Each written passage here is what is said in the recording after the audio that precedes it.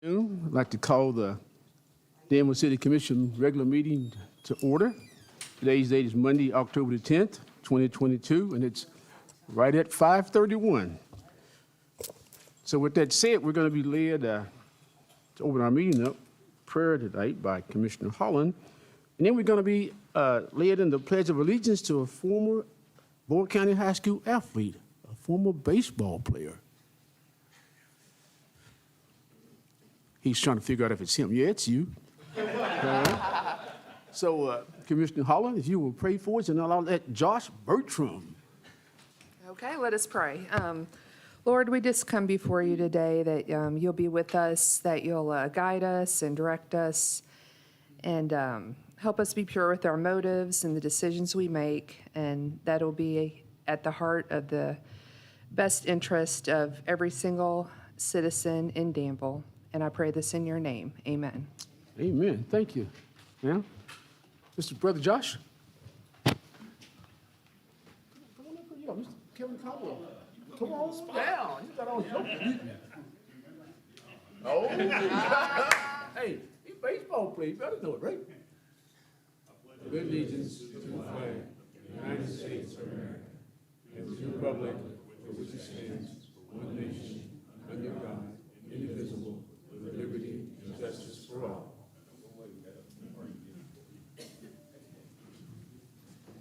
Wait. I thought he was going to project. Hey, I thought he was going to project the voice out there for us. He said, I won't tell Mr. I can see who I am anymore, right? Thank you, Josh. Commissioner, you've had a chance to review the agenda, and I'd like a motion to approve the agenda as presented unless there's some additions or deletions to it. I'll approve the agenda. Okay.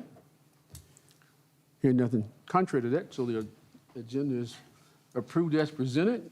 So the next item then is that we will hear from the public at this time. It's the first of two opportunities, but this opportunity, you may come forward, identify yourself, and you may discuss items on the agenda, and you may take 3 minutes or less in that discussion. So anyone hear the public this evening? Okay. Seeing none, we'll move right along to item number 1, approval of the minutes of the previous meeting. Shall we entertain a motion? I'll move for approval of the minutes for the regular meeting on 9/26. Is there a second? Second. Any additions or deletions? Hearing none, chair call for the question. All those in favor say aye. Aye. Thank you. The minutes are approved as presented. Item number 2 is an appointment to the Human Rights Commission. Chair will entertain a motion to approve the recommendation. I move for approval of Philip Johnson being placed on the Human Rights Commission. I'll second. Okay. Been probably moved in second. Any comments, questions about this appointment? I just don't see any kind of information or background or. He was a recommendation from the Human Rights Commission, and I asked him for an application, and I haven't received it back yet. They just needed him before the 24th is why I rushed to Okay. put it on this agenda. Any other unreadiness? Hearing none, the chair will call for the question. All those in favor say aye. Aye. Those opposed? Thank you all. The appointment is approved. Item number 3 is the first reading of ordinance number 2002-002, a zone change order for St. James Place. Madam Clerk, you want to read the first reading? This is the first reading of ordinance number 2002, an ordinance changing the zone from R1A Single Family Residential to R1C Single Family Residential for approximately 37.424 acres, more or less, of real property located at 0 St. James Drive in the city of Danville. Thank you, ma'am. Is there a motion? I'll move to approve ordinance 2022. Is there a second? Second. Any questions or comments? Does this require a traffic study?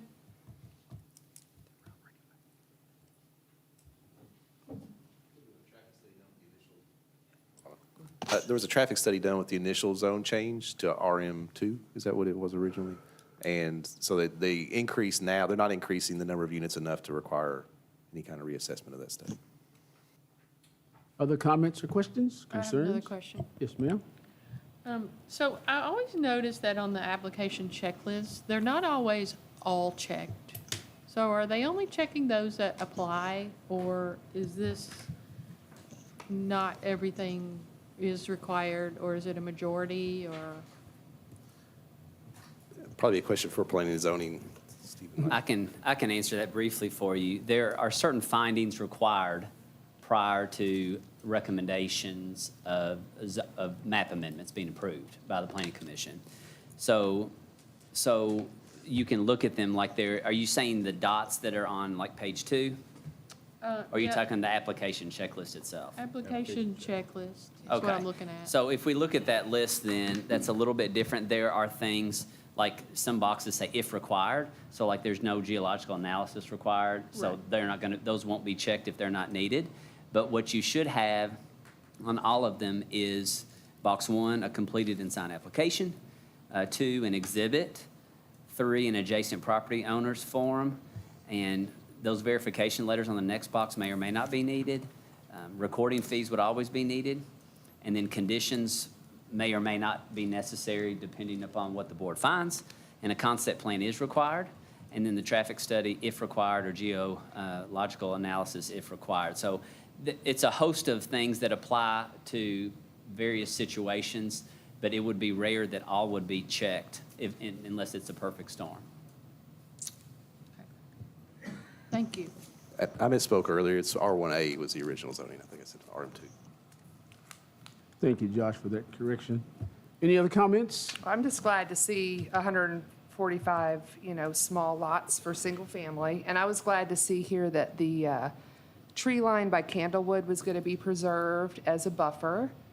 And I had one question, Josh. I guess you'll probably sign off at the site plan stage, but when I walked, both sides of Candlewood said drainage problems. Yes, yeah, Okay. there'll be a plat process, and then there'll be a construction plan process, and part of that will be a stormwater plan approval process. So I'll have several chances to look at the plans before they get approved. And you have to sign that? and Yes. stuff. Okay, awesome. Other questions or concerns? Good questions, good dialogue. It's what we need. Anyone else? Commissioner Cowell, you okay? Good? Well, the chair would like to call for the question then, and Madam Clerk, can be a roll call vote.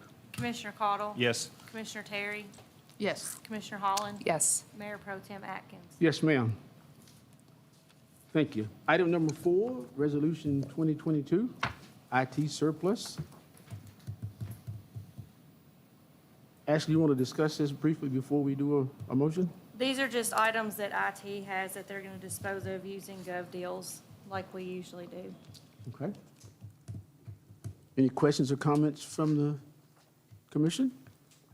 If not, we'd like to entertain a motion to approve this. I'll move to approve Resolution 2022-101001. Second. Properly moved in second. Any other unreadiness? If not, we call for the question. All those in favor, say aye. All those opposed, motion carries. Thank you. Now, item number 5 is the city manager's report. And Mr. Coffey, notice how we've had such a smooth flow thus far with our meeting? Thank you, Mayor, or Mayor Pro Tem and Commission.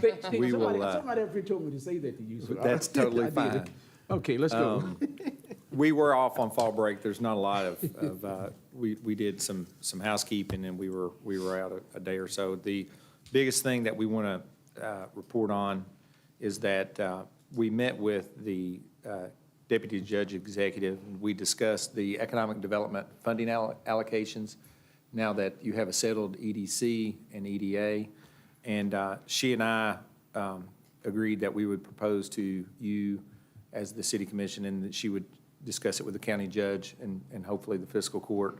We're going to recommend the EDC receive the full allocation requested by the EDP of $100,000 out of the committed funds to economic development.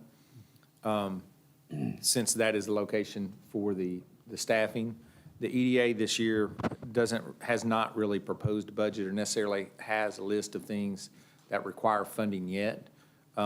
But what we mutually agreed was to recommend the EDA receive $50,000 this year in order to establish a fund balance or a reserve. And we felt like that short-term contribution by both the city and the county would get us definitely, obviously, through the fiscal year that we're in, but put us in a position to be able to talk about what is necessary next fiscal year as you're getting into the budget process for the EDA.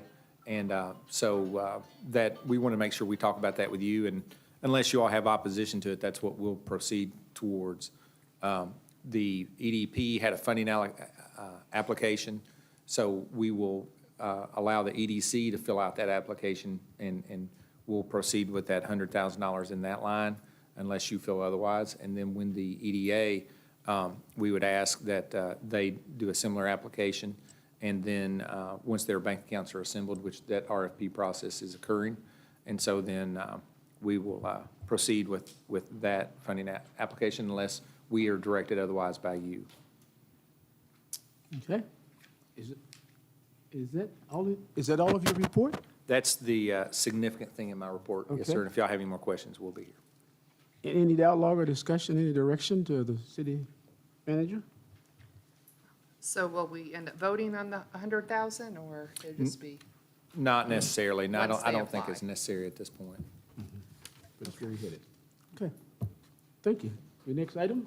Oh, it's already, there's an amount already allocated in the budget, so then, Correct. This is the delineation of that amount that's in the budget, and specifically, the EDP did make a funding application of that amount. So you all confirmed that the EDC is the center point of, through your previous actions and commitment to the EDC as a partner, appointment of Commissioner Holland to the EDC, then they'll receive that money per that application request.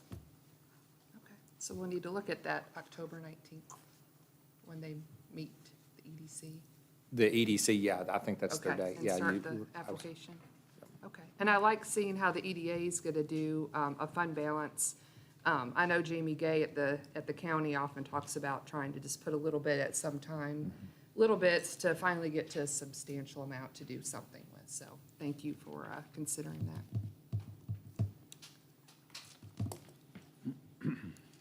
Thank you, that's all I have. Wow. Thank you. Any city commissioners have any questions for the city manager at this time? Seeing none, we'll move right along to the next item on the agenda. It's the second hear the public, and at this time, the public can talk to us about things that are not on the agenda, and it's really like a listening opportunity for the commission. We will let you present to us, and we will try our best not to respond, but just to listen. So please, anyone hear the public? You get 3 minutes or less to talk about items not on the agenda.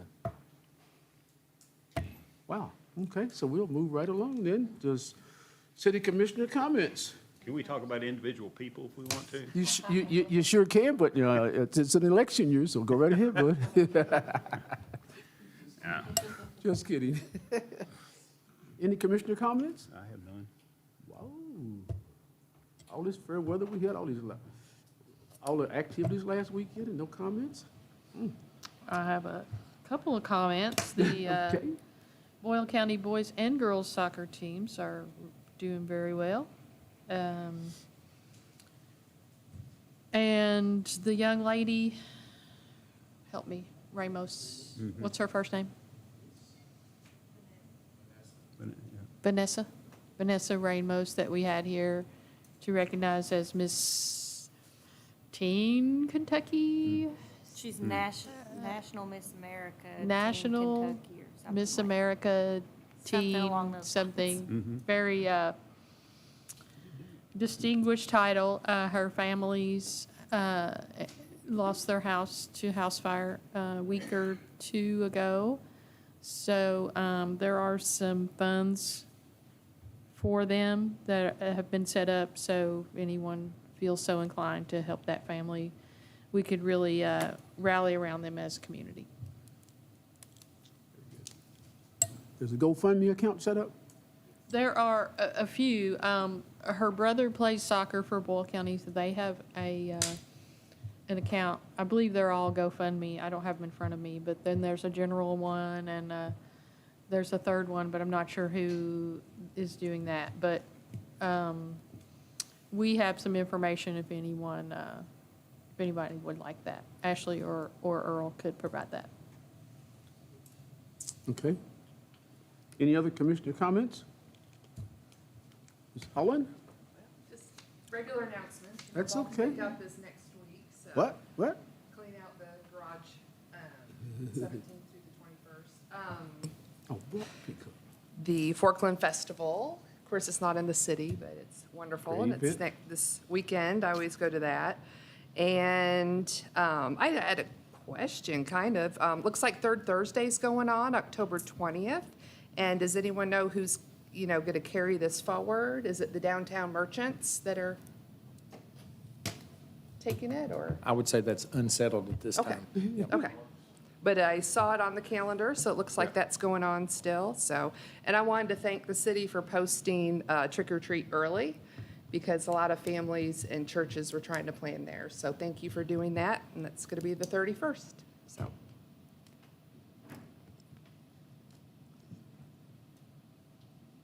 Commissioner Cottle? All right, I'm not let's, gonna tell you what I'm gonna be for Halloween. No. I have to wait. okay, we'll move right along then. Item number 8 is the payment of the bills. Item number 6, I'm sorry. That's it, item number 8. Payment of the bills. Chair I'll will move entertain a for, motion. I'll move for approval of the bill list as presented in the amount of $1,394,813.36. Thank you, ma'am. Is there a second? Second. Any questions or comments about the bills? I kind of have a question. I saw with the fence that we approved, acres fence for the cemetery, is that already up? Yes, it's complete. Wow, that was quick, okay. I didn't think we'd pay them before they completed it, so good deal. Looks good too, though. All right. Any other comments or questions about paying the bills? Hearing none, we have a motion. All those in favor say aye. Aye. All those opposed, motion carries. Thank you. Item number 7, the quarterly financial update. Ms. Compton? Remember what I said to Mr. Caulfield, right? Oh, just. So we have for you a quarterly financial update as of September 30th, 2022. This, in your packets, is about 4-page document that we kind of intend to upload to our website so that the public can access this and view it. We just have a few slides so that the folks here can kind of get a bit of a visual. So our general fund revenue is made up of traditionally 4 large and then sometimes a 5th large category. You have your taxes, license and fees, service revenue, other recurring revenue, and your intergovernmental revenue. As you guys can see from the chart, your license and fee revenue is the most significant. That's your occupational tax revenue, your net profit tax revenue, your franchise taxes, your insurance premium taxes, and your alcohol regulatory fees. For the current quarter, our revenue is about $5.2 million, which compared to our fiscal year 21, so last quarter, this last year, the same quarter, is slightly under, but that's due to a intergovernmental revenue stream that we'll talk about right here, actually. So this chart right here compares current year to last year. So you have your bar graph, which is, the colors don't look great, but the bars are current revenue. And the line that is traveling across the bars is your prior year. So if you can see, your biggest bar here is your license and fees, which as of the end of the quarter was about $4.6 million. Last fiscal year, it was 3.5.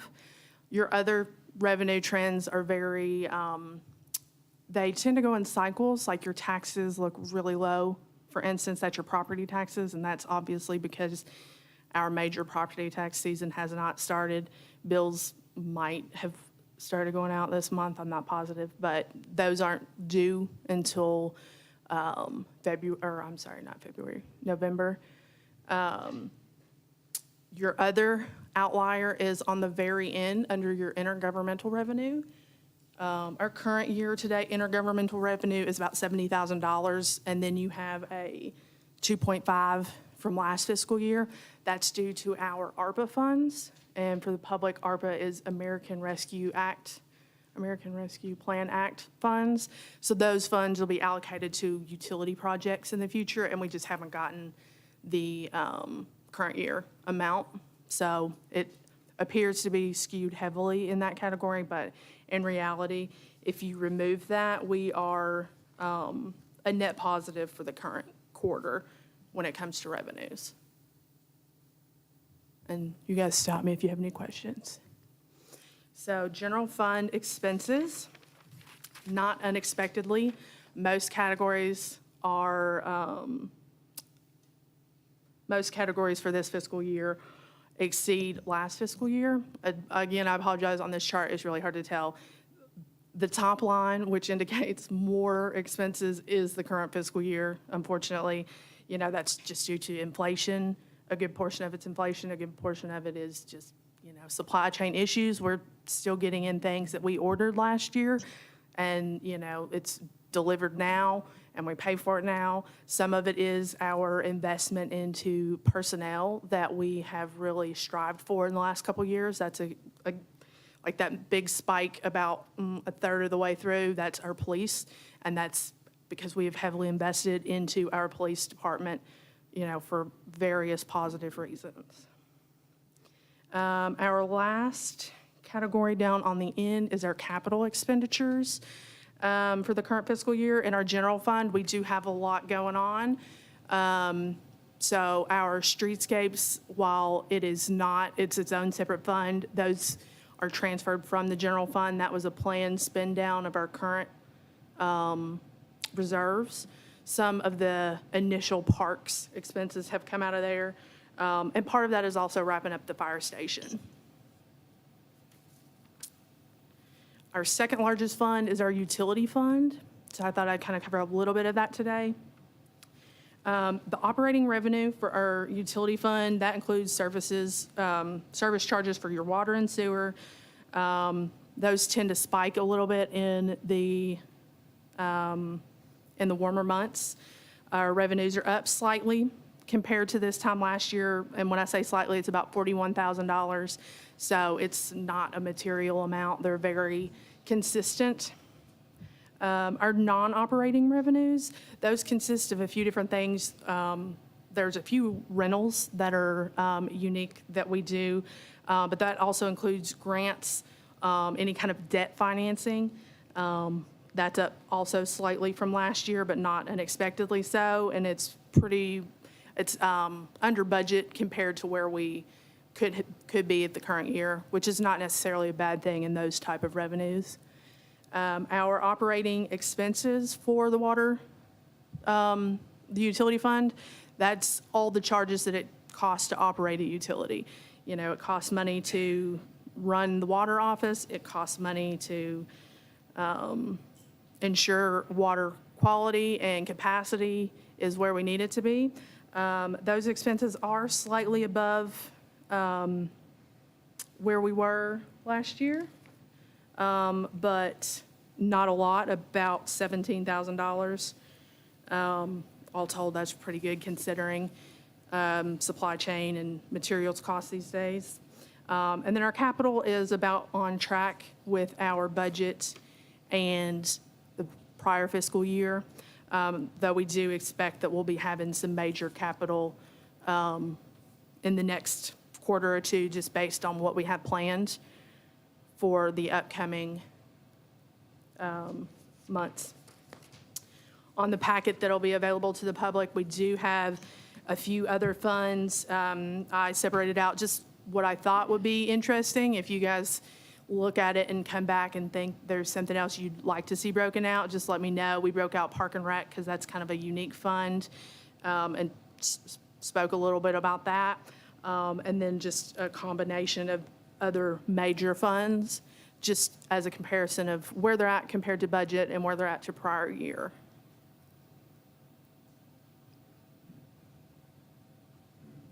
Is there anything specific you guys want to know?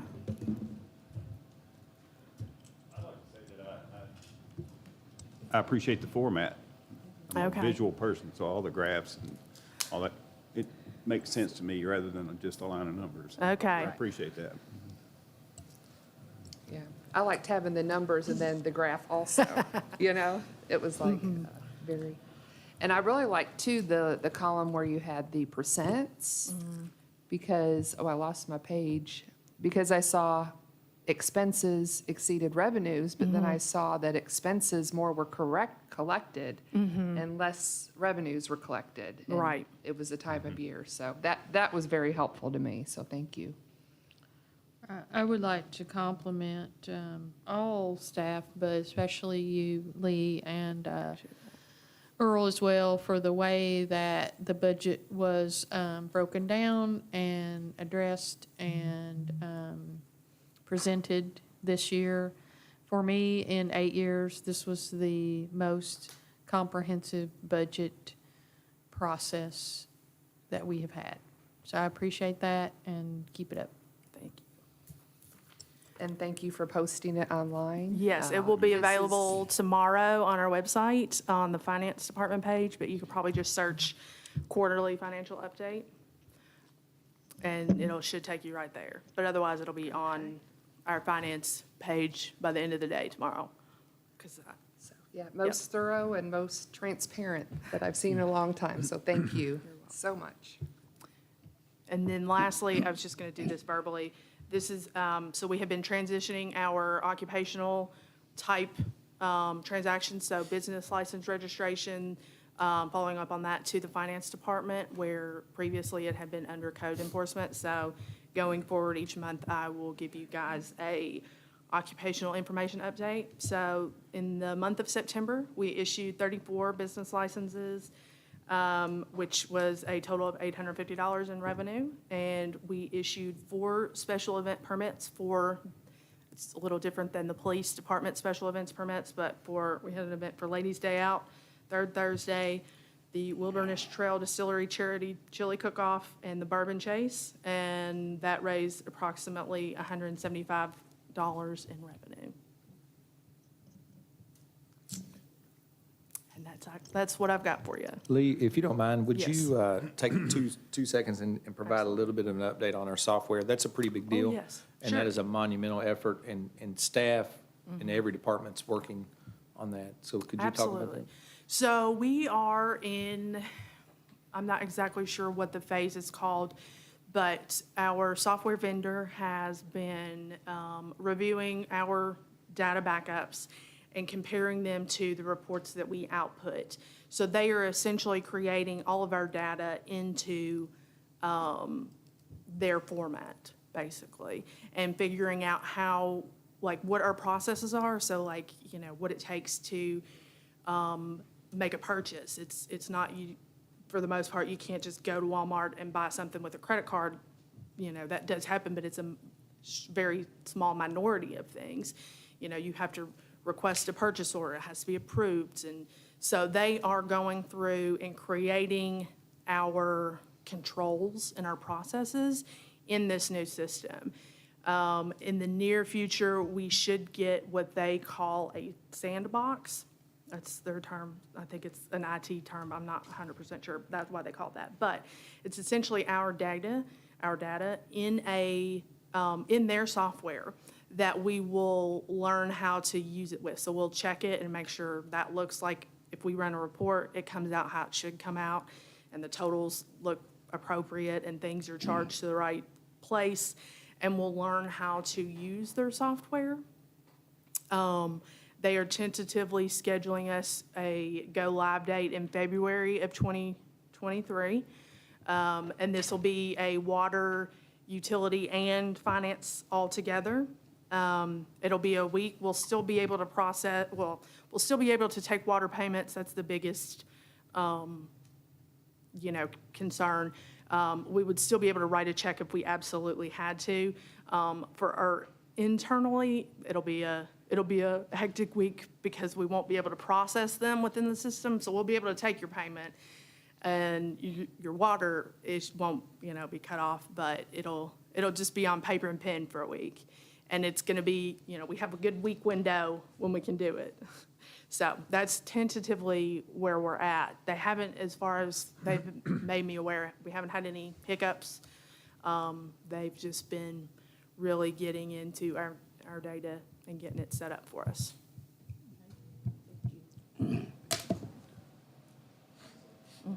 Commissioner Collins? You have a comment, question?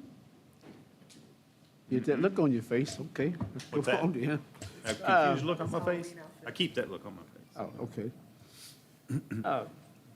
Mr. Dexter, could I modify this agenda and skip now to 17, 18, and 19? You may. Take those items, because I got a feeling the number 8 through 16, we're gonna get lots of questions, lots of, give Josh the microphone, right? But let's, with the commission's permission, I'd like to go down and do 17, 18, and 19, get those folks off the hook, and then go back and finish the meeting with 8 through 16. Any objections from the commission? Might want to give Chief Simpson a moment. Is he here? He's not here, I'll take care of him. Okay. Okay. Okay. Okay, item 17, codes enforcement, Ms. Lister? Good evening. For the month of September, you have the codes report in front of you, and we had, we issued 30 notice of violations, and we had 97 NOVs, complaints, inspections for the month. We issued 30 parking citations. We placed 26 liens and recovered 2. You have before you the report from Joni for the Architectural Heritage Board, where we did not have any COAs processed in September, but she did have several consultations there and site visits, as well as finishing up some grant and other paperwork there. I finished the Kentucky League of Cities Local Leaders Academy, and we got our certificates at the conference, and then we also attended the Kentucky League of Cities conference last month. So thank you for supporting that and providing that training. It was very nice to be back at the League of Cities in person to network and work with other colleagues and get training that is very helpful to us in doing our jobs. That's right. And I'll be happy to answer any questions you might have. Any questions, comments? Thank you. At some point, you. and But wait. not tonight, because we're not prepared for it, but I'd like to go back over what it takes to actually, for the city to demo a house. Because there's a lot of people that talk to me and says, why don't you all just tear it down? Not that easy, so at some point, I'd like to kind of go over that again, so Sure. refresh my memory and maybe help them too, so. And along that same line, we were talking about maybe doing some sort of settlement on the liens in order for someone to sell their property that may be condemned or in distress, so that someone could at least purchase it and attempt to rehab it or do so, get it back on the tax roll at least. So are we still working on that I was not involved in that. option? We'll review that again and give you a better update when we go through that process. But at the end, what we've discussed is the real cost you can't necessarily write off. There's some penalties and things like that we can use as incentives, but more or less, that it's kind of, we are, handcuffed somewhat by the flexibility that we do have. But we'll review that, and when this report is done, when we're talking about reviewing the process, we'll cover that as well and reiterate that for everyone. We would like to do a better job, like we've been talking about for a while, with getting homes refurbished and to flip those into different hands. And, we need to investigate the best way to do that. And it may not be just strictly enforcement. It may be that land bank authority that I've tried to describe that Louisville uses, where your authority purchases the home and then resells it. And so we'll try to cover those. We've been holding that for a little bit for a while, but we need to give that update. Demolition is not always the answer. Mr. Dexter? Sometimes it's necessary, but it's not always the answer. I just wanted to, again, we review this every few years, but I think it's worth mentioning now too. It's a great idea to think about, let's just settle the liens and move on. The reality is it's much more difficult than that because the city is typically one of about 6 defendants that are owed monies on properties. Typically, you're going to have a property that's mortgaged, maybe twice. You're going to have not only city tax liens, but you're going to have things like child support liens or unemployment liens, other federal liens possibly. And so the city is just but one of many players. And so even if the city is ready to particularly maybe forgive some penalties and interest, it's been the policy of the city that you do not forgive the base amount of the lien. It's just like an IRS lien. They can structure payments over a certain period of time, but typically a purchaser, a builder, a rehabber doesn't want them structured. They simply want them forgiven. And the city's never been in a position to take that just because we don't think that burden is typically shouldered by other taxpayers. I understand that. And, I know we talk about this all the time, and my answer still is, and always will be, other cities are doing it, they're figuring it out, and we can figure it out. Well, I would say to that possibly, and they could just be doing it without legal justification to do so, which is not our policy here. So there are a lot of things that other cities may or may not do, but they don't have legal approval to do them. And in this case, absent some court authority that says we're authorized to do it, we don't and won't unless it's court approved. Sorry. Well, not just the liens. It's Yeah. just creative thinking. Something. There's a better way. I know we foreclosed on 5 or 6 properties, probably close to 8 years ago. Nothing. And they continue to sit there and rot and do no one any good. But I will always say, other cities are doing it. I've talked to them. It's, they're either buying them back and getting them into someone else's hands, whether it's a nonprofit or a for-profit or whatever. They're doing it. And I'll say this in defense of our process.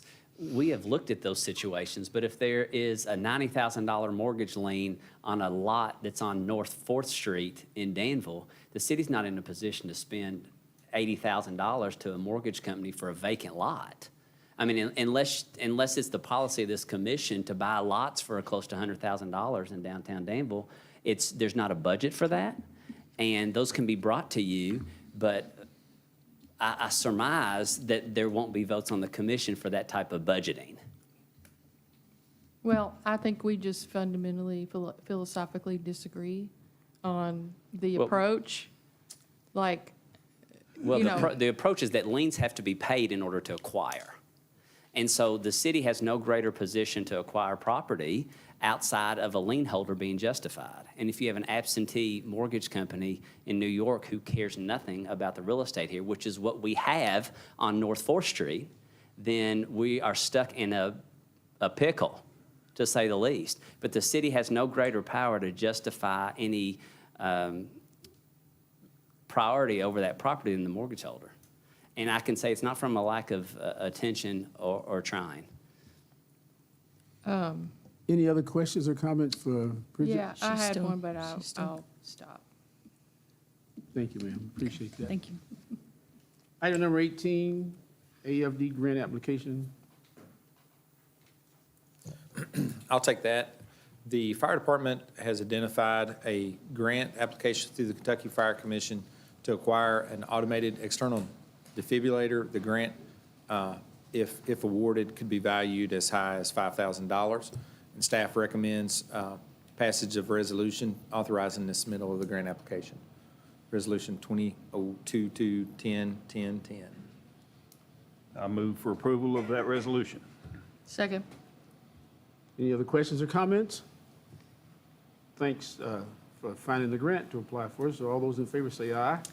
Aye. Those opposed, resolution passes. Item number 19, Resolution 2022-10-10-11. Thank you. Again, we have an additional grant opportunity through the State Fire Commission to acquire gas monitors. The grant value is valued at $2,000 for up to 4. Staff recommends passage of the resolution authorizing the grant submittal. I'll move to approve Resolution 2022-101011. Is there a second? Second? Any questions, comments? Hearing none, all those in favor say aye. Aye. Those opposed, resolution passes. Thank you. Then we'll go back to 8 through 16. And, phew. I know. Okay. The first one is Parks Capital Projects update from Bayer and Becker. Yes, sir, Mr. Cody. Good evening. Hopefully, I don't blast you out here. I project very loudly. It's great to be in front of you again. The purpose tonight is to give you an update on the parks projects.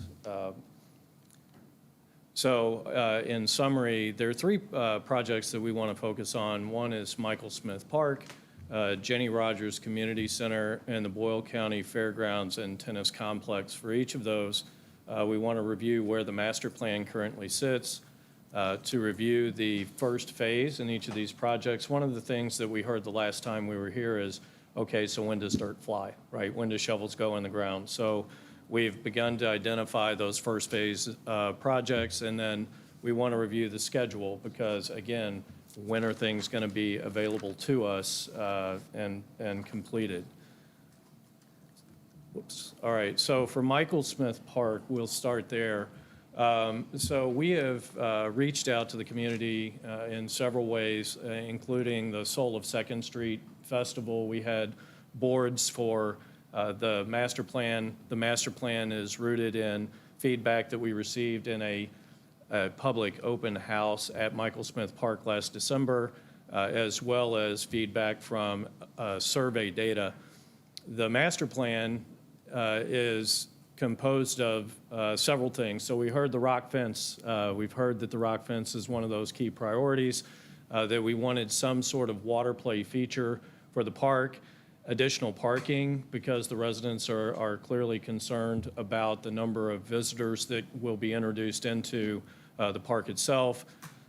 The idea of having a community pavilion and civic lawn so we can host events, a bus shelter along Second Street and safe passage so kids can get across Second Street while waiting to get to school, a playground, a multi-sport court, restrooms, which are always something that we need to think about for any park facility, a bike path trailhead. We've got a fantastic trail down there, but access to that trail is something that we certainly want to celebrate.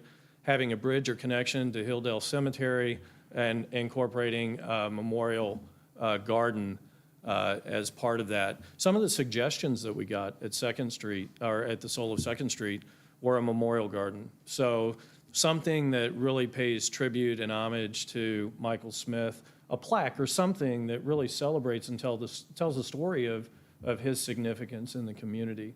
And then community outreach through the churches, right? So something that we can leverage, maybe pulling out yet more feedback to make sure that we're hitting all of those high priority items that the community wants.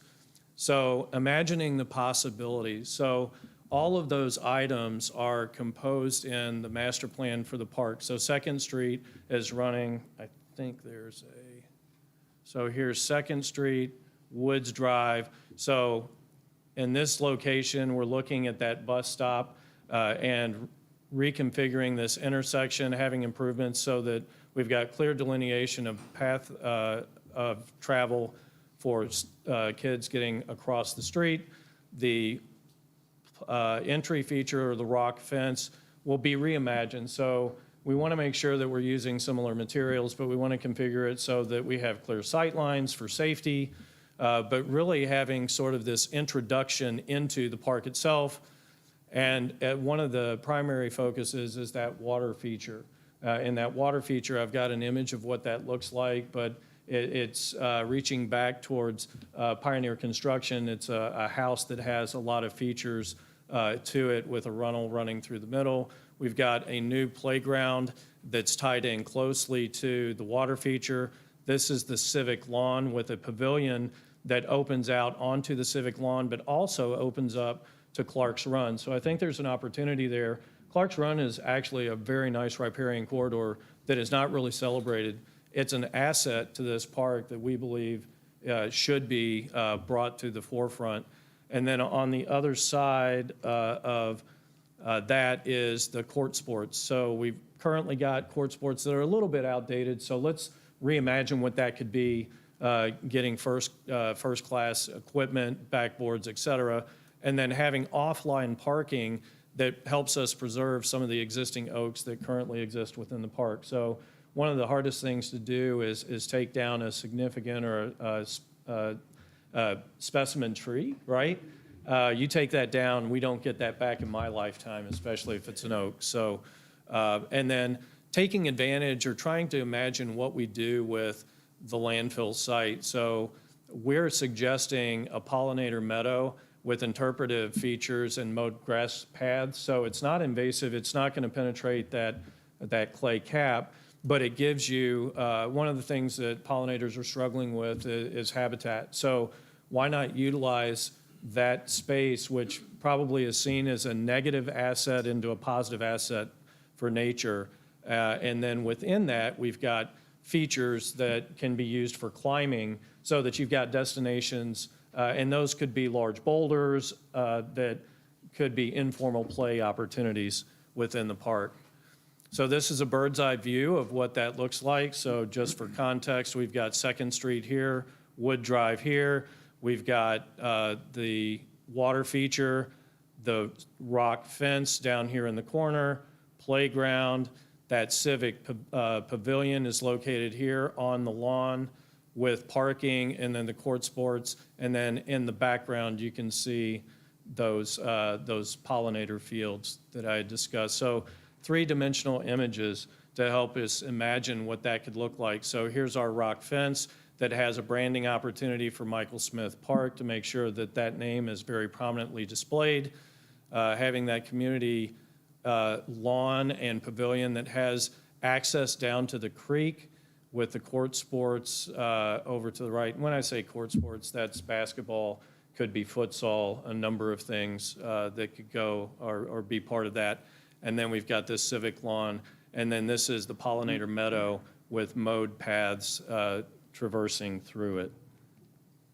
And this, I believe you've seen before, but the idea is to have a water feature that mimics a structure, but it's got spray nozzles from the top, a water door and window, a water curtain that runs down to a runnel that really, we're imagining that shape to mimic Clark's Run, to tie in that educational opportunity between the creek itself and this. And then we're imagining a flow-through system. So what that means is we're not going to recapture the water and recycle it. We're going to let it run through the runnel.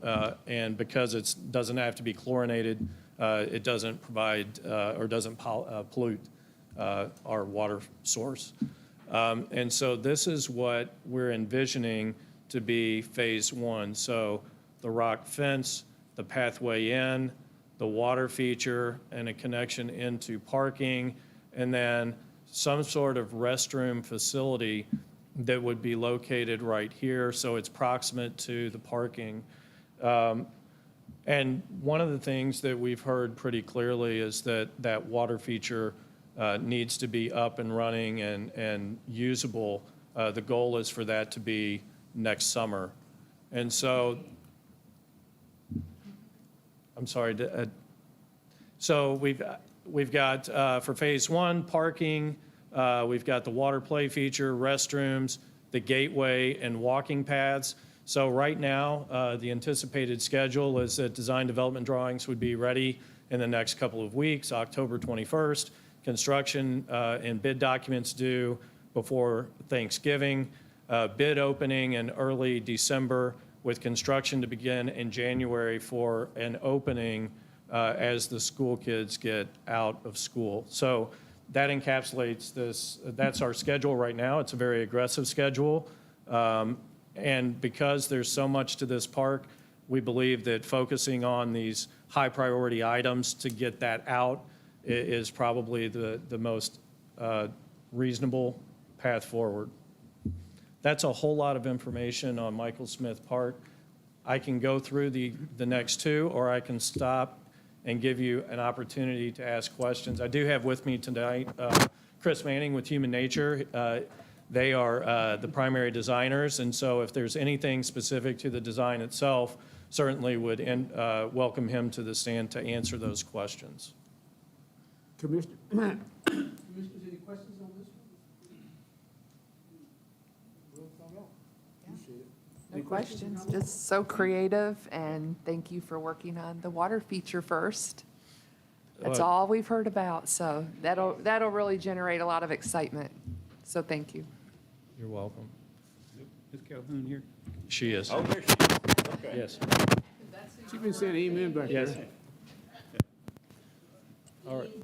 Here, let's go on, Mr. Cody, since we don't have any Yes. other comments there. Yes, absolutely. So the Jenny Rogers Community Center. So I believe you've seen the master plan before. The idea is to have a community center that is flexible in its uses.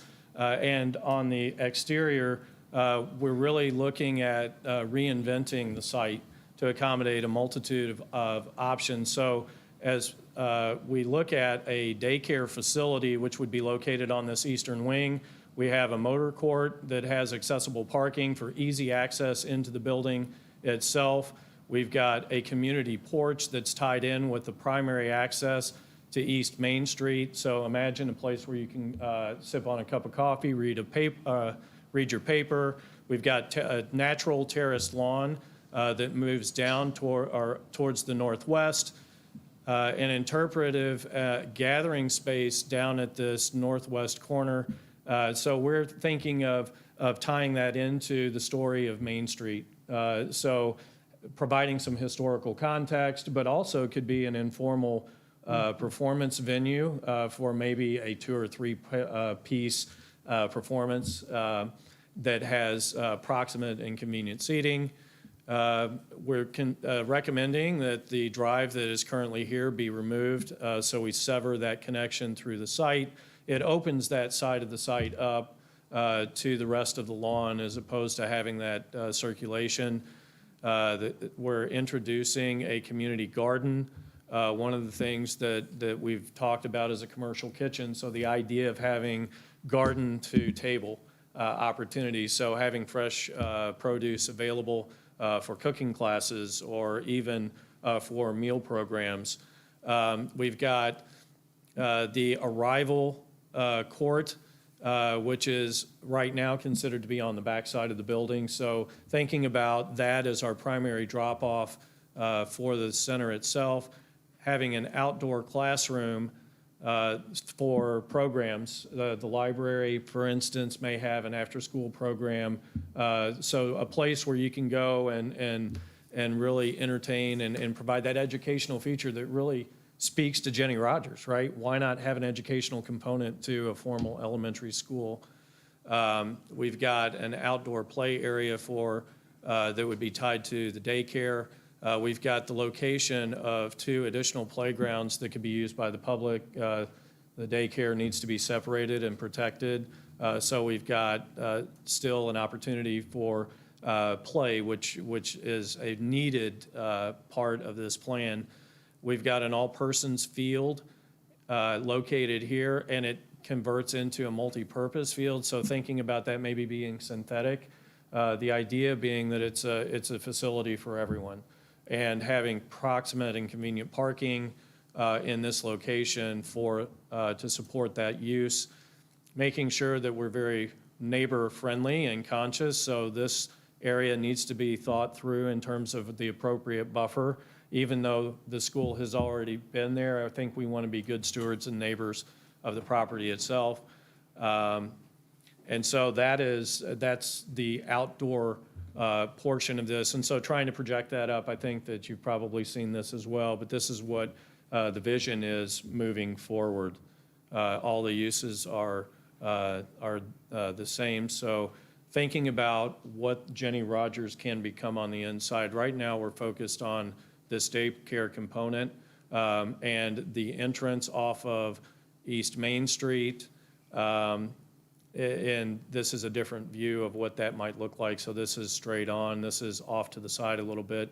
And that drop-off area behind the school, having some sort of protection. Right now, if you see that, it's really a back door, and it's difficult to find, so it needs a statement, we believe, to really celebrate that the right way. And then the other uses that are shown here are suggestions, but these are pieces that will continue to evolve as people come forward. What I'm hearing is that there's a lot of interest right now in what it could become and a lot of potential partnerships, so we're very excited that it's generating that kind of interest. And so as we start to think about the site, this phase one is really going to be, whoops, sorry. Come on now, there we go. So this first phase, where's my little, it's not up there. All right, I've done something technologically bad.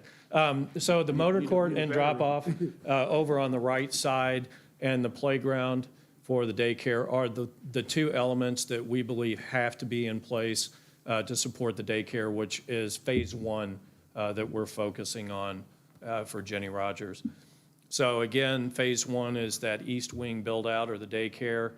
With that, a sprinkler system that will give us maximum flexibility within the building so that we can tailor that space, give it flexibility, which I believe we are absolutely going to need.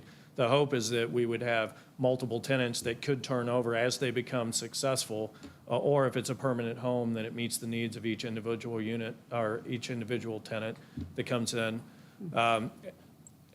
So we've got the motor corridor drop-off and the daycare playground. So construction documents, we're targeting early November, November 4th, permitting December 4th, bid opening after the holidays, so give bidders a little bit of a break there. But beginning construction in February with the end of June being the grand opening for Jenny Rogers as a daycare facility. So that is Jenny Rogers, and again, I think I'll pause and see if there are any thoughts, questions, et cetera. How many classrooms for the daycare? You had them in blue, I think. The daycare, I believe we've got. Right, okay, all right. 1, 2, 3. That's the blue? That's the blue, Okay. correct. All right, I believe we have 10. wow. And then the office, there it is. There's an office here, classrooms on both sides of the corridor, restroom facility here. So the break is right there, right going into what is currently that ramp. And you're going to try to maintain the restrooms that are inside the classrooms as well? That's the idea. Yeah, that's one of the assets of those, the rooms, especially on this south side. The idea right now is to consider introducing them into all the classrooms to give us maximum flexibility. So essentially, is the daycare taking this back hallway also? It is not taking this. We've got this is the connection point. So from a security standpoint, we'll have, secure doors that will have limited access into that space, something that we're working through with the provider. Okay, I guess I took the classroom Oh, overflow yes. space to mean extra classrooms, but that's not what So that means. I think that's, no, as a keen observation. So what we're thinking about, one possibility would be used for performing arts, like dance classes, that kind of thing. So when we say classroom space, that could be a number of things depending on. Community classroom space. Absolutely. Okay. Yeah. And we had also talked about, like an artist space of some kind, so we can still have Absolutely. flexibility on that space right now. We are not, yeah, so these spaces are still available and able to be manipulated to whoever those partners are, strategic partners are, right? So the library, performing arts, artists, that Right. type of thing. So we absolutely, and that's why the sprinkler system is one of our assets, right? So those uses can evolve, change, and morph as needed. Maximizes our flexibility.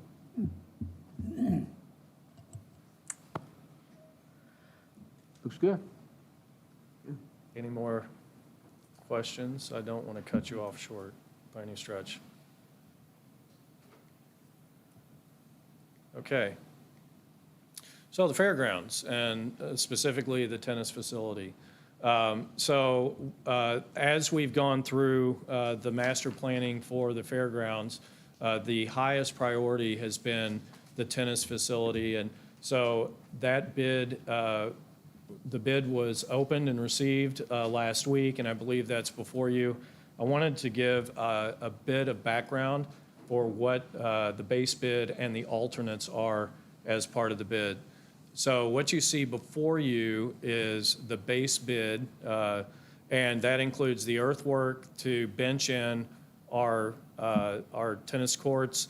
It includes the 2 championships courts with nets and fencing through here, the 4 courts that are lined for pickleball on this lower tier, the trees that you see through the site, sidewalks that will connect into the facility and give us accessibility, parking, 10 parking spaces located along the access road. So for context, this is the soccer field at Boyle County. So it's actually upside down if you're looking at True North. True North is towards us. And then Millennium Park is over here. There's soccer fields on that side, if that helps register. And then with those parking spaces, we've got curbs, pavement, and lighting that we would want to have along that edge.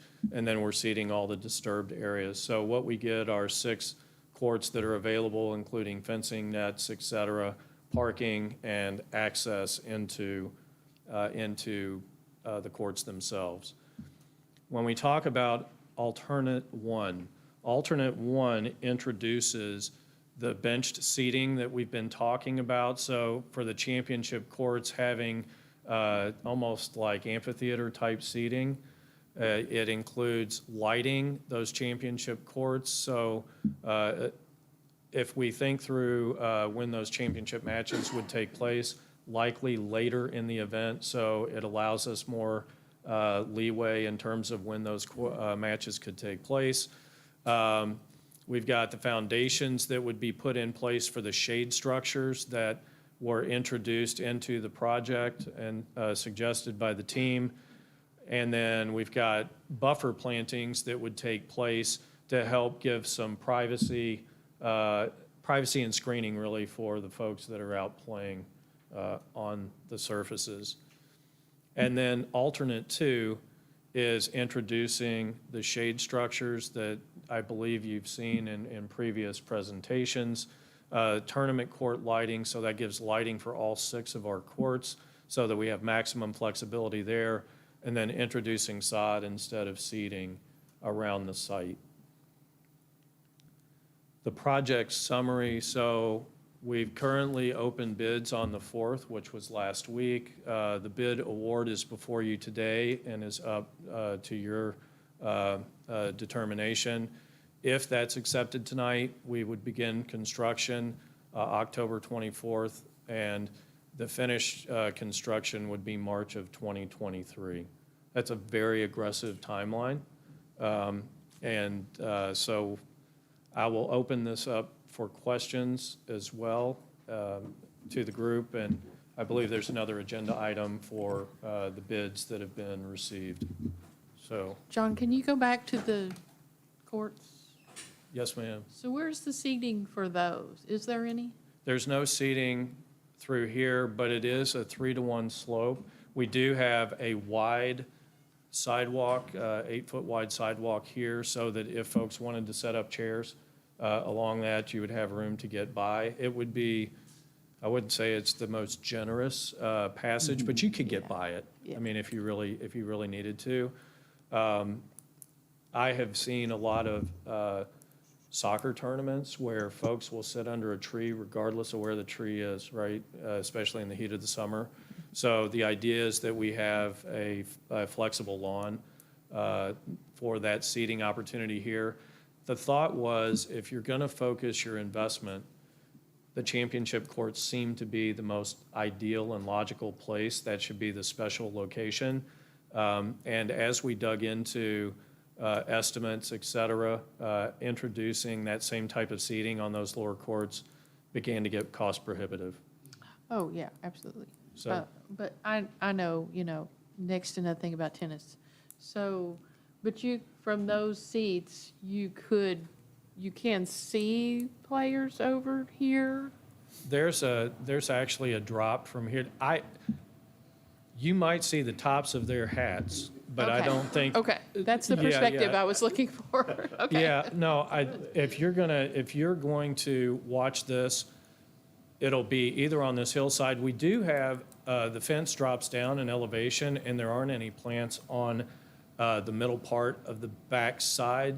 Typically, I would see parents of kids playing on that side that would go up, lean on the fence, and probably watch the match. But you've got that option on both sides, actually, including the championship courts, that same condition. So will they be able to see through the fence? Because I Yes. know so it's not going to be screens?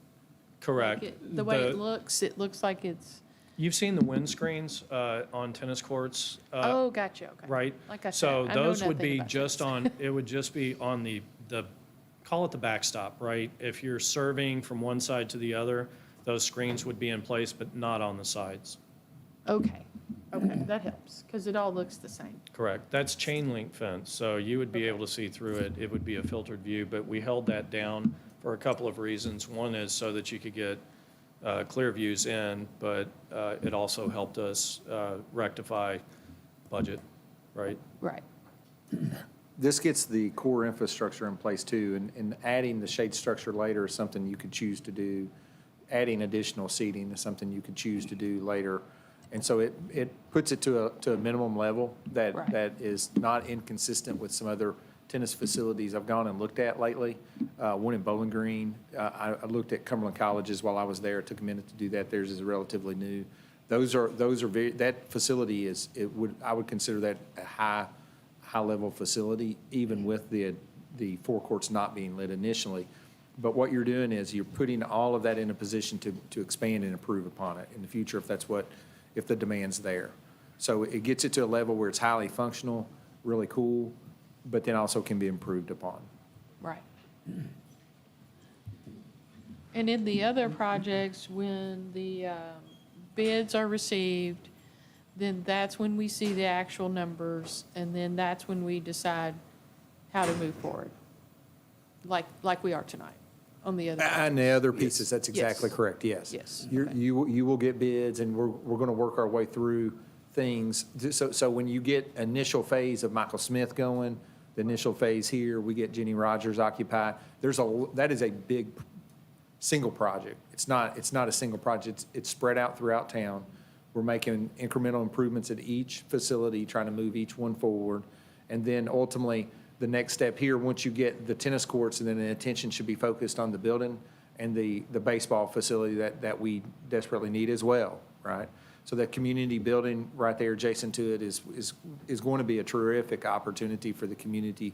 And then we'll continue to press one thing at a time, but hopefully continue on with a stronger pace. Now that we're getting oriented and John and Josh is getting in a routine, we'll try to be a little bit more programmatic, a little bit more efficient as we go. And I would assume that before we get too far or too invested in the fairgrounds, that we will have an opportunity to look at I call them the swimming hole options. Right. John, what about the workshop proposal we were talking about? Yeah, so obviously that's a big onion, right? And a lot of layers to it.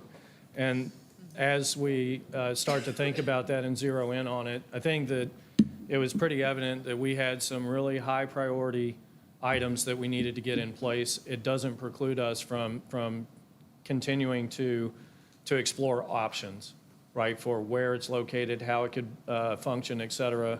And that really wants to be teased out a little more, having a more collaborative workshop approach to it, I believe. Correct. And so the goal is to get some things going, which we desperately wanted to do.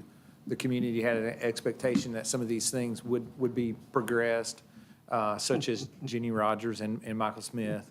And so and the tennis courts. So we're trying to show some progression. And then putting us in a position that we can have an effective workshop so that we can re-summarize all the activities again. We'll try to do that in the next 3 to 5 weeks at the latest and try to get the aquatics discussion back to the fore so that you all can give us some improved direction on that. As we walk our community, we're hearing lots of comments about, you've already made a decision about the location for the water hole. And I'm trying my best to convince people that no decision has been made, because you can't make a decision without having some finances in front of you. So Correct. it's an ongoing dialogue. So please get it to us as soon as we can. And I'm hearing the same feedback. I hear things too, yes.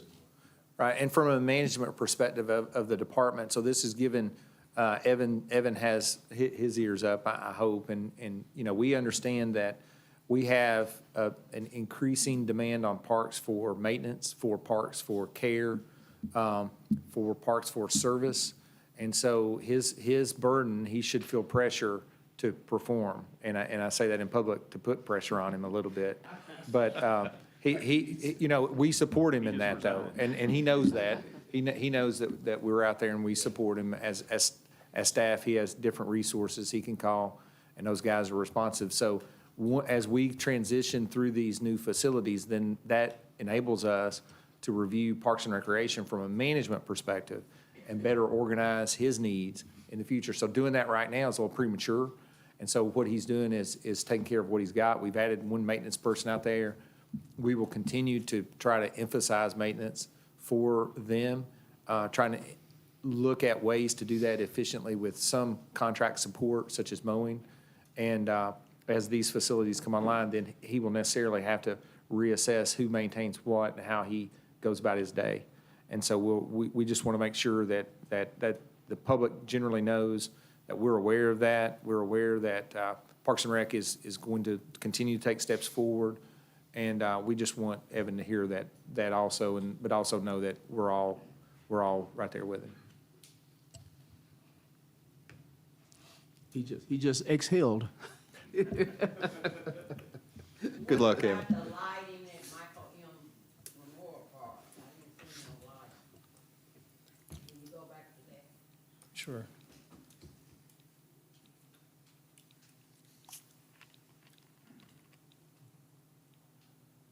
Oops. So for Michael Smith Park, we're envisioning, so the park closes at dark, right? I believe 8 to.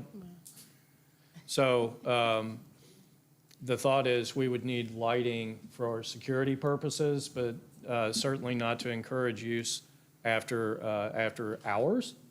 So it's going to be very strategic. Our team is working on what that looks like to make sure that we do provide safety. That's our primary concern at this point. Does that answer your question? Yes. Okay. So like, I'm just doing this off the top of my head here, but so like Millennium, the facilities are not lit after hours or, you know, if there's no activity going on, but the parking area might be. But right now, we don't have any lighting even for the parking area planned? No, I think the intent is for there to be lighting for safety, so parking, in my mind, the parking lot would make a lot of sense. We'll also have Okay. lighting at the rock fence. I think that probably warrants having some specialty lighting there. We've got lighting currently on the sign, the Michael Smith sign, so I think that we absolutely want to have that as part of the package.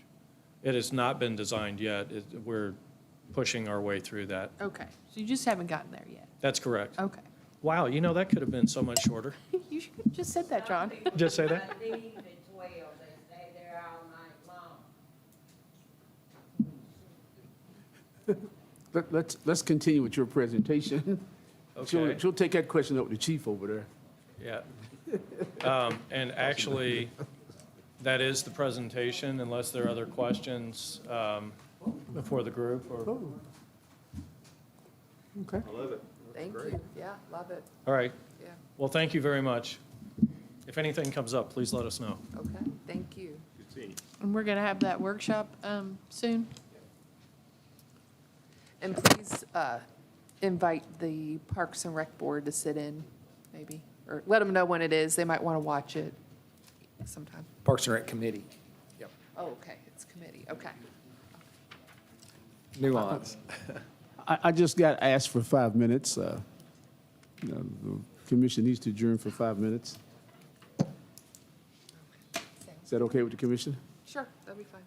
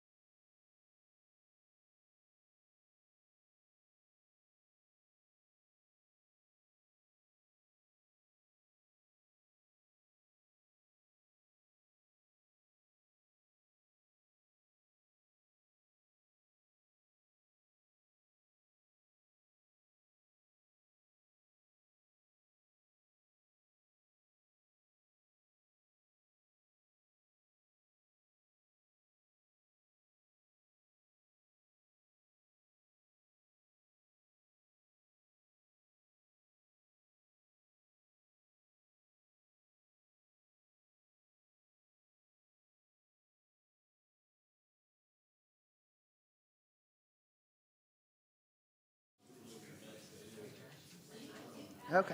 Tallulah?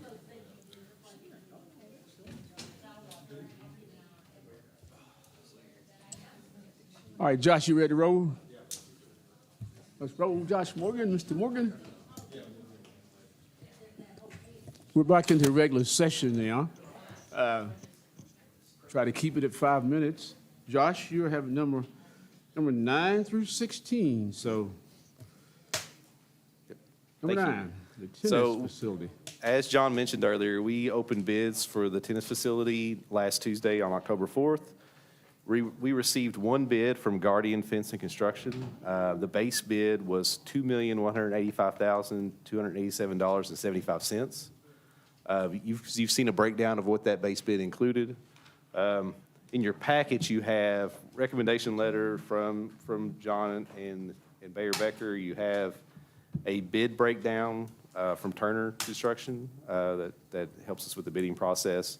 That shows the base bid and each alternate 1 and alternate 2, what their estimate was, what the bid was, and the difference between the two. As you can see, the estimates in the bid were pretty close together. The base bid was 13% under estimate. The alternate 1 was 8% over, and alternate 2 was 12% over. That gave a total of all three was 4% under estimate, which is really close, especially for the current bidding climate, which is pretty unpredictable. So we reviewed the bids. We believe they're good bids. Guardian Fence and Construction, we have a couple of representatives here, locally owned company that Josh did the Pledge of Allegiance, and Steve Anderson is here as well. I grew up with Steve's son, Justin, who's also involved in the company. Justin's an engineer. So, local company, good bids. Staff, we are recommending taking the base bid and alternate 1, just because of the value of getting the lights and how close it is to the estimate. I believe it's a good value. Like Earl was mentioned earlier, it just provides a high-quality court complex right away. We could always add shade structures and lighting later that make up alternate 2. But I say that to say if it's your all's desire to do alternate 2 or as well, there's no poor decision with the three options, the base bid, the alternate 1, and alternate 2. But we as staff are recommending alternate 1. Thank you, Josh. It is open for a motion. Well, I'll make a motion to get us started here. I move to approve Resolution 2022-101002. I'll second. I failed to mention the dollar amounts on the 2 alternates for the public. Alternate 1, the bid was $795,044, and alternate 2, the bid was $885,750. And Josh and I talked before the meeting, and that number was considerably larger than the one we had when we started. But as I forget, and he reminded me, that's a 2-year-old number, and a lot's changed in the last two years as far as construction goes, so unfortunately. I also want to point out that the resolution does have a couple of things that need revision. In the second paragraph, the base bid amount is misstated there. That includes an alternate.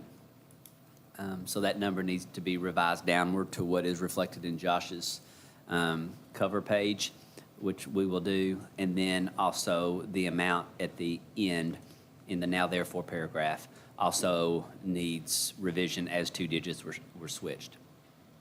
So the numbers in Josh's memo are accurate. Would you state the number for the base bid plus alternate 1? I will. Thank you, The sir. base bid is $2,185,287.75. That base bid with alternate 1 brings the total as recommended by staff to $2,898,331.50. We would add, not that we need to, but we would add that holding number 3, holding alternate number 2 out is probably, would be a reasonable thing to do. We have a lot of things that we want to plug in there, and that money could go towards Michael Smith in the short term. Again, if you want to add it back, depending on future bids, you might be able to do that at a later date and not negatively impact the overall project today. So it's a good balance point, and it's a beginning of several projects where we are making a fairly significant investment in parks. The budget's somewhere between 8 and 9 million when you get done, and so this is the first big facility, and so we'll just add those comments, and certainly that's a reasonable balance point for the beginning. And before I cast my vote, I want to be sure that the public understands that we're developing a tennis complex that is owned by the community. It's been built by the city to be owned by the community. Okay? Just had to say that because I've been walking the streets.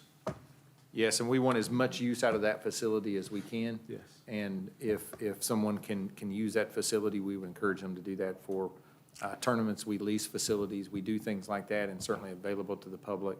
That is the right thing to do, is to add built-in demand into the facility as you build it. Right. And also gives our rec department an opportunity to offer tennis lessons and classes and do whatever else they want to do in the name of tennis. That's correct. I'm sorry, you've got to inhale again, don't you? We certainly already did that. I know you do. Yep. Yep, in your own facility. I know you do, right. Any other comments or questions? We had rejected a couple of bids recently for, I think that was just the earthwork. Did Yes. we decide that this is the most economical way to move forward? Yes, and that earthwork is included in this bid. Okay. Yes. Yeah, that was good. Yeah, Very good.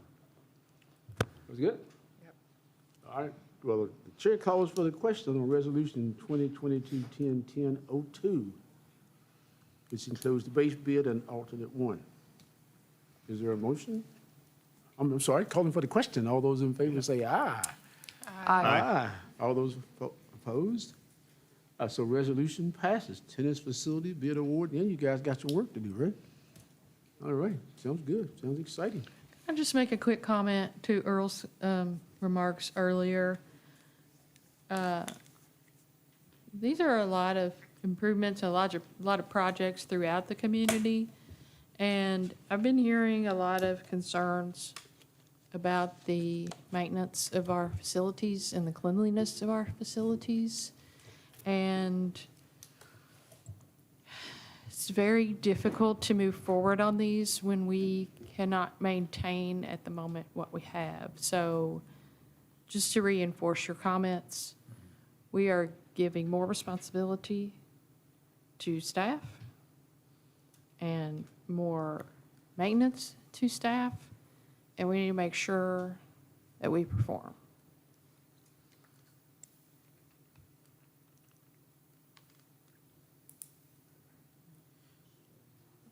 Well stated. And again, I heard old Eddie back there, inhale and exhale on that one. But he knows that I'm in the park quite a bit, and part of our responsibility in the park is to check out the men's and the women's facilities. And I've been amazed that on Monday mornings at 8 o'clock, at 8:30 there, after all those long weekend tournaments, they've been passing the tests. Thank you. Yeah. But, citizens gonna complain, but I always say, well, check it out for yourself. But I'm trying to do that. Of course, it's gonna get cold weather here pretty soon, so it won't be up there, but do it while you can, right? Okay, let's go on then. Item number 10. Josh, again, this is yours. This is about the fall paving list. Yes, in your packet, you have a list of streets that we're proposing for the fall 2022 paving list. It is, real quickly, Count Fleet Circle from Proud Clarion to Proud Clarion, which doesn't make a lot of sense, but it's a loop, and we're going just one kind of third, the northern third of Count Fleet. Boffman Extension, which is a street that most people don't know is a city street that has really not has not been paved in a very long time, which is the side, Baughman on the other side of Houstonville Road. So it actually wraps around where they're building the new car wash and ties in over to George Martin Drive. That's actually city right-of-way. So it's in desperate need of paving. Yes, it I is. really didn't want to do it before the car wash was done, just with construction, but I think a lot of the heavy work's done, and it's in really, really bad shape. So we're going to try to go ahead and get some Yes. pavement down on it. Fackler from Second to Third, and then we have Hillcrest from Maple to Park Lawn, and then Park Lawn, that's dead end to dead end. It kind of tees off the end of Hillcrest out there off of Maple. And then we're going to do just the intersection of Ben Ali at Thoroughbred, which is there at the movies in Guadalajara. That intersection is in pretty bad shape, so we're going to try to just get it taken care of it with one paving. We have a quote in your packet from the Allen Company for those streets in the amount of $122,063.60.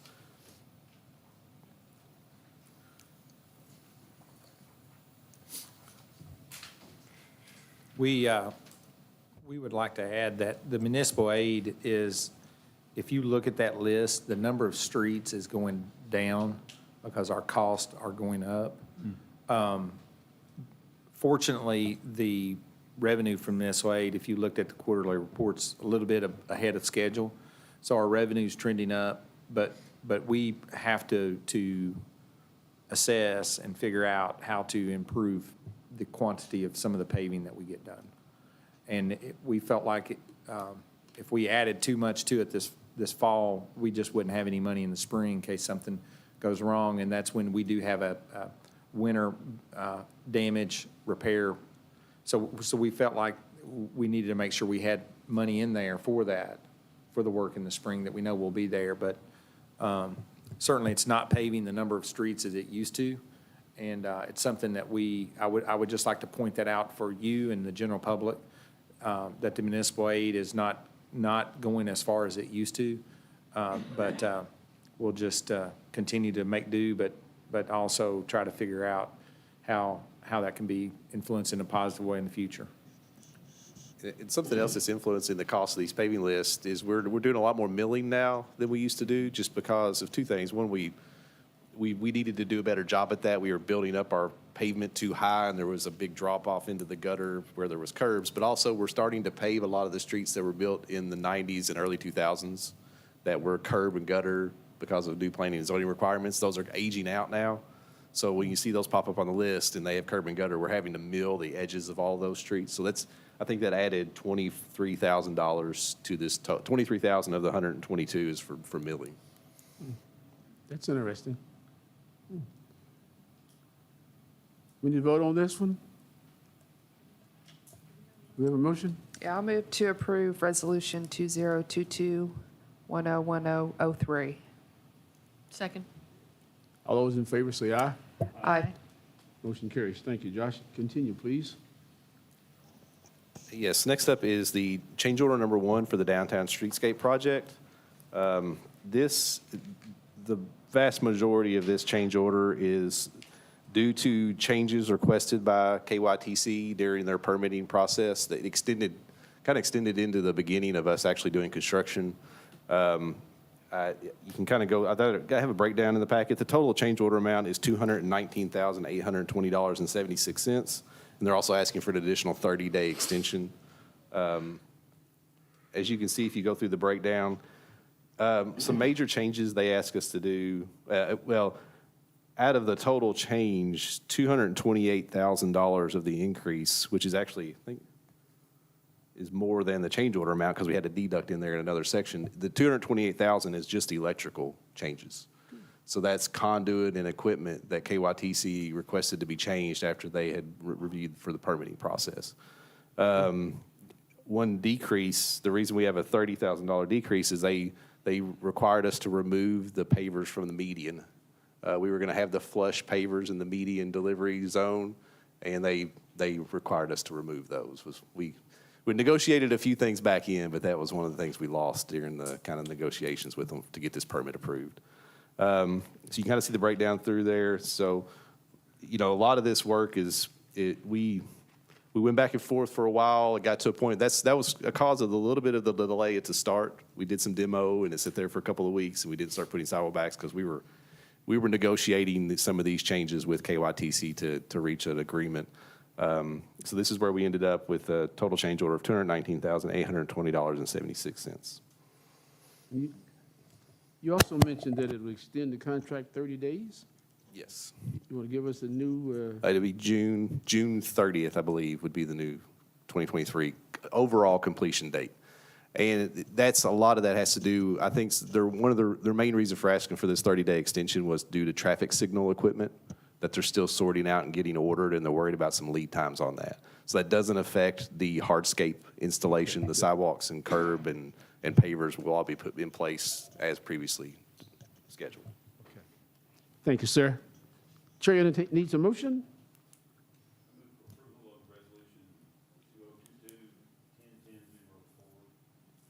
Second. All those in favor say aye. You got a what? I've got a question.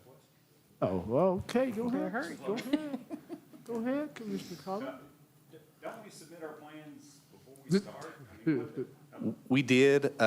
We usually wait until after we get the permit approval before we bid it, but in this situation, with the timeline that we were trying to reach to get the construction started, we went ahead and bid it.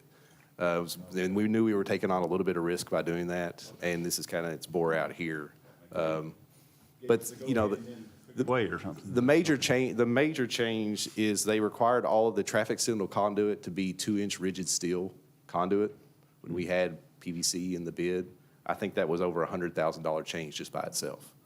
So, and we pushed back on that pretty hard, but it's their equipment that they own after we're done, so they required that it be steel conduit. So we expected a little bit of a change. We Yes. just didn't know what it was going to be. Right, correct. All right. Let's carry this motion. All those in favor of number 4, say aye. Aye. Those opposed, motion carries. Josh, resolution 05. Yes, we advertised for bids for the demolition of the old Central Fire Station, and we opened those bids on September 20th. We only received one bid from Green Demolition Contractors in the amount of $348,800. We were requesting that we reject this bid, and we will rebid this and try to get a little more interest and more competition. Just for reference, we demolished Walker Hall for, I think it was around $150,000. So we thought this was pretty exorbitant for that. Is this the same company or different A company? different company. So we're going That to try company. that company didn't bid. We had several plan holders that had pulled these specs, and we just thought we were going to get more bids than this. So we're going to reject. We're not, we need to get the building down, but we're not in a huge hurry, so we have the luxury of time to rebid this. I figured that as bad a shape as it's in, that Earl and probably Steve could just push it over one afternoon. Just There's a take couple, off. Hey, I don't think it Just take much. make it a there's a couple community bolts in the event. back we need to do first. Oh, I'm losing And then control. We may not have to push very hard. The chair would entertain a motion to reject Reject this bid. I'll move. Second. So moved. Go ahead. Any comments or questions on Second. I rejecting this? do have a question. Bid? What happens to the bricks from the fire station? Is there any idea to preserve those or repurpose those somewhere? We hadn't considered that. We can look into it. I mean, it'll raise our demolition costs, but we can have that conversation. It's just such an icon and historic building that I would hate to see those bricks just dumped and hauled away, you know? You see it? And maybe if there's not actual removal, the bid would be a little different also. And, I mean, what if we sold them or took donations for a brick from the old fire station? I've had to do that. It's hard work. It's just a thought. It's Yes, just a no, thought. it's a terrific thought, and I hate to it's, see it go away completely. If we could, you know, I mean, pay we are. homage to it in some way. Yeah, I think it's tough to do with bricks, just taking them apart without destroying them is pretty difficult. But And like, that for example, maybe- we are doing that with quite a few things on the streetscape. Like, we're saving all the horse heads. Like, they're all getting piled up down. So like, we've Right, got things like right. that we're saving that we can maybe do something with or sell, just to get some. And maybe not all the brick, just maybe the front, or, I don't know. I'm just, We'll make you a I'm deal just, on them I'm tonight. just thinking. How much you offering? We I put just some hate in the to back see of the it- new station over there, DFD. Was that, did you want more than that? That's a lot of, that is quite a bit of work, and it will add to the cost, unfortunately, rather than save you money. Typically, a lot of times, when you see bricks salvaged, it's with a predetermined outcome that's financially, that makes it appealing. And, but that's a costly endeavor to recover those. Well, just keep it in mind, and, Yeah. I mean, even if it's, a few to Other questions or display or comments something. on number 5 that's being proposed? To reject this bid? We do have a motion and a second, so I'd like to call for the question. All those in favor say aye. Aye. Those opposed, number 5 passes. Reject the bid. Number 13, Josh? Yes, this is another agreement related to the streetscape project. This is the agreement from KYTC for some of the traffic signal equipment that they are providing to us as part of the project. It's in the amount of $42,948.53. I think the primary thing here is the poles and mast arms themselves that they will be providing. Okay. I'll move to approve Resolution 2022-101006. Thank you, Second. ma'am. Second? Thank you, sir. Any comments or questions? Hearing none, all those in favor say aye. Aye. Motion carries. Number 14, Josh, you rolling, Jack? Yes, we're requesting to apply for an FHWA Reconnecting Communities grant. This is similar to the grant we applied for last month through the FHWA. This program is about restoring connections that were in a community that was severed by a transportation facility. So it's a similar kind of setup there where you have to have a study in place to ask for project money. So we need to start with a study. So we're requesting, it's a $200,000 grant that we would match with $50,000. So the $250,000 would pay for a study that would review the impact of the railroad tracks on the connectivity of our community. So this could lead into some projects that would come out of that, would include, maybe improvements to the crossing at the viaduct, pedestrian improvements. We've looked at the southern connector. We've talked about extending that into that industrial property there off the railroad and over to Boffman. We'd look at that roadway connection potential. We've looked at pedestrian bridges maybe over the railroad to Millennium Park from our neighborhoods off of Maple Avenue. So there's some things like that we can review with this study and come up with good project plans. And then next year, as this program continues, we can then request funding for those projects. So that's, like I said, we will budget, if we move forward with this, we would budget $50,000 in next year's budget just to have it in place in case we were awarded the grant. Wow. That sounds exciting. It's very interesting. Wow. Is there a motion? I'll move for approval of Resolution 2022-101007. Second. Any other questions or comments? Chair calls for the question. All those in favor say aye. Aye. Those opposed? Motion carries. Josh, number 15. Yes, we have a couple items here that exceeded our $20,000 spending limits. We've come to request approval to purchase them. There's a quote in your packet for 2 salt spreaders that Public Works would like to purchase. We would like to purchase those through Sourcewell that we've used in the past, and that provides us a kind of a purchase contract that we don't have to bid it out separately. And their total cost for the 2 spreaders, including the controller and freight, is $24,735.29. And this was budgeted as a capital line item this year. It was. All right. Is there a motion? I move for approval of Resolution 2022-101008. Second. Thank you. Any questions or comments on the 2 salt spreaders? Hope we don't need them. Well, okay. Hearing none, all those in favor say aye. Aye. Those opposed? Number 8 passes as well. Josh, number 16 is for resolution 1009, This- manhole machine. Yeah, this is for approval to purchase the manhole cutter that we previously used last month to raise the manholes. So it's a total amount of $39,650.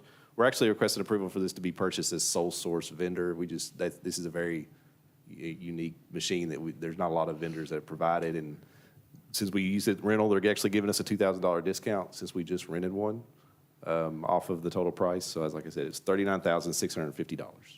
This was not budgeted as an item in our budget, but we're going to postpone purchasing another truck for next year, so we're able to get this now. What did it cost to rent? It's $4,000 a month. Yeah. So in less than a year, it'll be paid for? Yes. As opposed to renting it? Well, talk about the good results that we got. Oh, my Yeah, I mean, goodness. it turned out great. Yeah. If you haven't driven down Lexington Avenue, please do. That makes it all worth it right there. The first time I went down there, I said, oh my goodness, we have got to buy one of these machines. Plus, it's pretty cool the way it works. Yes. Well, it has a history of being proven to withstand the snow, the ice, and the salt in the wintertime. That's what's got me excited about it. We'll It's not see. just a Band-Aid, it's actually fixing the problem. That's right. Yeah. We're I really will praying move it. for approval of Resolution 2022-1010-09. Is there a second? Second? My comment, though, if they come up in the wintertime, can we send the machine back? Just joking. Please get to Main Street as soon as possible. Yeah, that's the bad thing. We did 20, but I could probably count 100 more off the top of my head if I think too long. So it'd be That good to get many? this. Yeah, there's a lot. If you start looking for them, Oh, There's a yes, lot. there are a lot. Well, I'll call for the question then. Seems like everybody's happy about this purchase. Seems like it, right? Okay. All those in favor say aye. Aye. Those opposed, motion carries. You talk to the county guys about this? You let Dwayne Campbell come take a look at this machine? I'm not. I'll do that though. You need I'm to not get sure his- if they you need have to get that Dwayne's issue opinion, anywhere. Please, because I want. We might actually talk to Perryville and Junction. They probably would have a more use for it in those downtown, Yeah. more. I was you know, thinking urban of that, streets. and then, just other cities to lease it out or, whatever to them. We gotta raise our 100 first. Yeah, we gotta do ours Yeah, first, but. don't wear it out. That's gonna take quite a while. Well, it's been impressive, but I still think gotta be careful about these twists, but it looks good. I haven't got a chance to actually see and dig the hole, but it is, I saw the results. Good. I hate to ask this, but since the mayor's not here, I guess I have to ask it, right? Yes, we do. There need is to- not a need for an executive session, right? No, we do need an We do need executive one, all session. right, okay, I tried. What are we doing? Personnel and property acquisition. I'll do it. Can limit it to 5 minutes? I will move that we go into executive session to discuss personnel matters pursuant to KRS 61.810(1)F. And also for potential real property acquisition for which publicity at present stage might or would be likely to affect the value per KRS 61.810(1)B. Why do you love doing that? Excellent. Yeah. She just loves doing that, doesn't she? I will second all that she said. All those in favor say aye. Aye. Those opposed, say go home.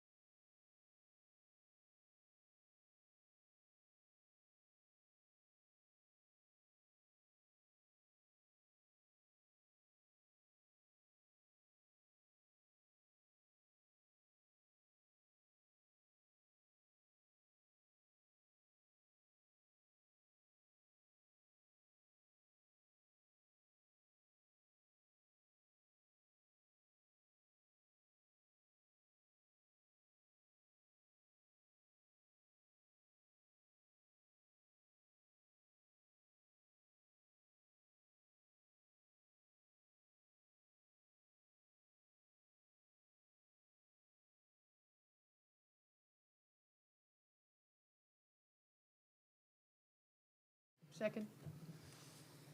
All right, thank you. All those in favor? Good. Aye. Mr. City Manager? Thank you. We would like to ask you to accept the letter of resignation of James Spicer from the fire department. So moved. Second?